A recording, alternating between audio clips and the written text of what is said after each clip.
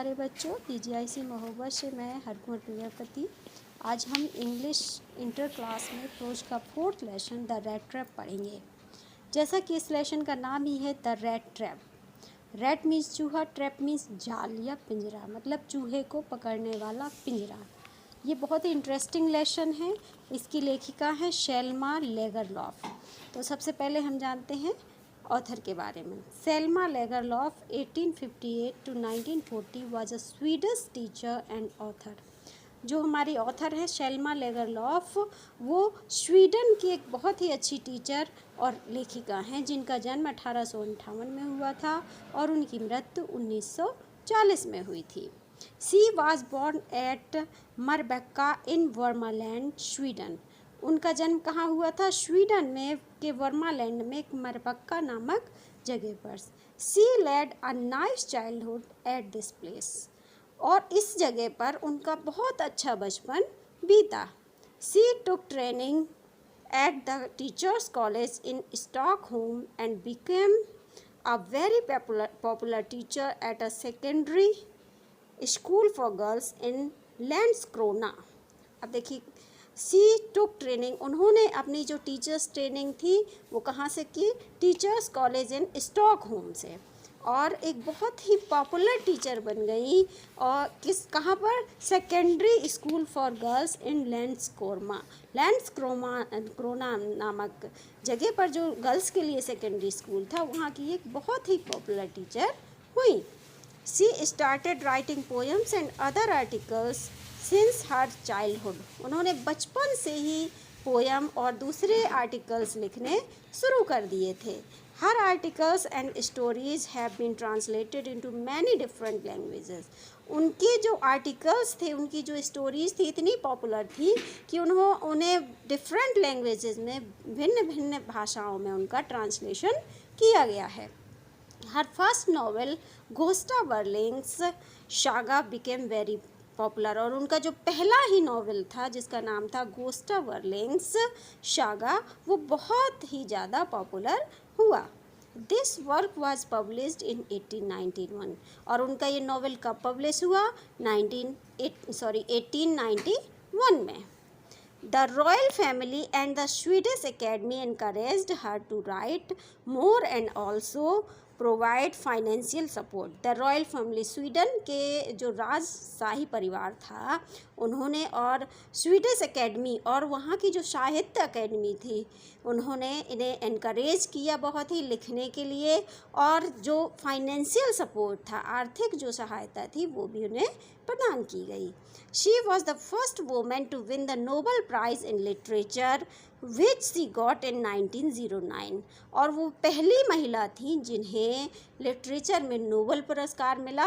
और किस साल में मिला उन्हें? ये 1909 में। चलिए, तो अब हम देखते हैं कहानी। इस कहानी में हमारे मेन जो कैरेक्टर्स हैं, उनके बारे में पहले हम देखते हैं। Rat trap, peddler. देखिए, जैसा कि हमारे लेसन का नाम है रैट ट्रैप। अब रैट ट्रैप मीन्स तो हमें पता है कि चूहे को पकड़ने वाला पिंजरा। पैडलर मीन्स इसको बेचने वाला। तो जो पहला कैरेक्टर है हमारा, जो हीरो कह लिया जाए, वो ये है हमारा rat trap peddler. He is a vagabond who also sells small rat trap. वो कौन है? He is a vagabond. Vagabond means होता है आवारा, एक ऐसा जो हर जगह घूमता फिरता रहता है और क्या करता है?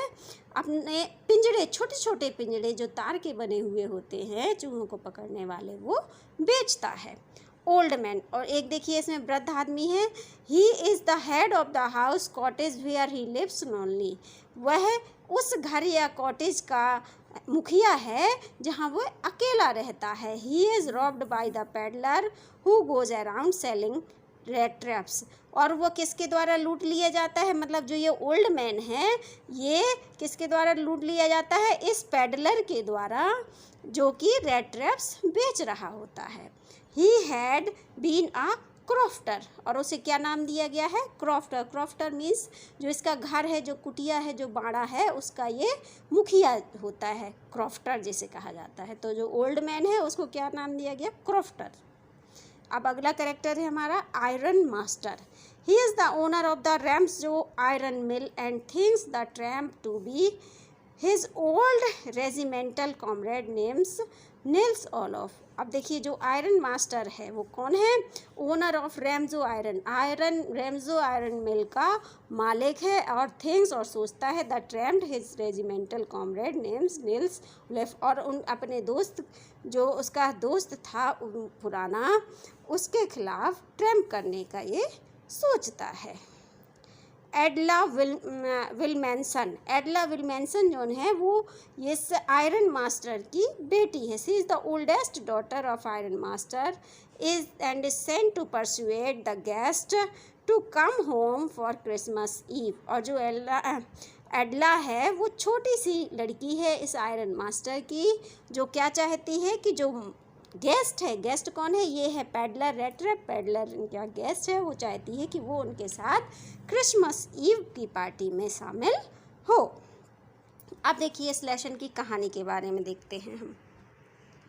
अबाउट द लेसन में, the lesson the rate trap is a glaring example of changing the world through kindness and compassion. अब देखिए जो हमारा ये पार्ट है रेट ट्रैप, वो एक बहुत क्लियर एग्जाम्पल दे रहा है किस चीज़ के बारे में, द चेंजिंग द वर्ल्ड, इस संसार में जो चेंजिंग हो रही हैं या जो होती हैं किसके द्वारा, थ्रू काइंडनेस एंड कंपैशन, मतलब दयालुता के साथ सहानुभूति के साथ जो बदलाव इस संसार में इस सांसारिक लोगों में जो किए जा सकते हैं उसके बारे में ये एग्जाम्पल दे रहा है।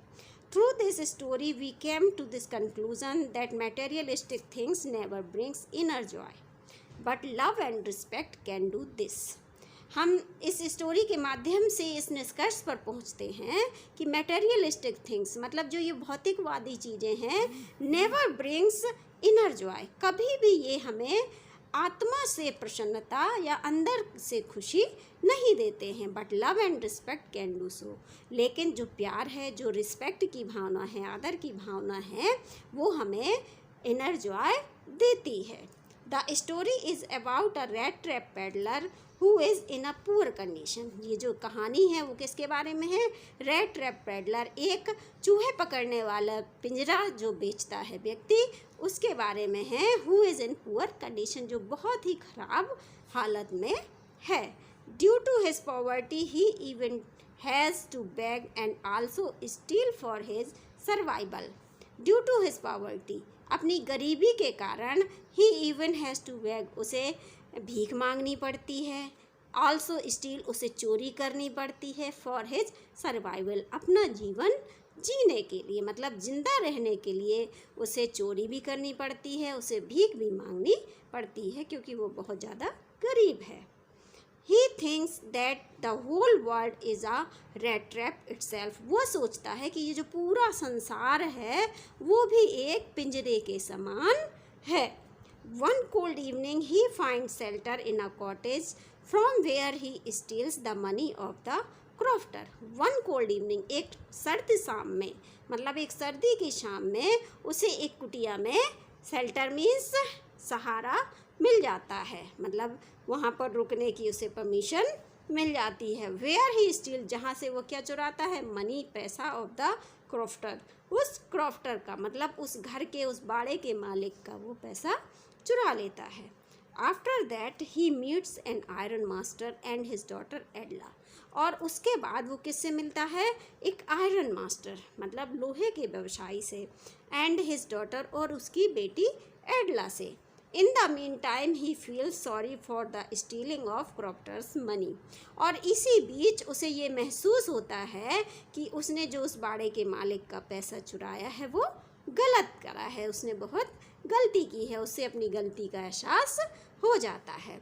Edla wants to celebrate Christmas together with the stranger, जो एडला है, जो छोटी सी बेटी है इस आयरन मास्टर की, वो क्या करती है, वॉन्ट्स टू सेलिब्रेट क्रिसमस, वो क्रिसमस किसके साथ मनाना चाहती है, टुगेदर विद द स्ट्रेंजर, इस अजनबी के साथ, किस अजनबी के साथ, ये जो रेट ट्रैप पेडलर है उसके साथ।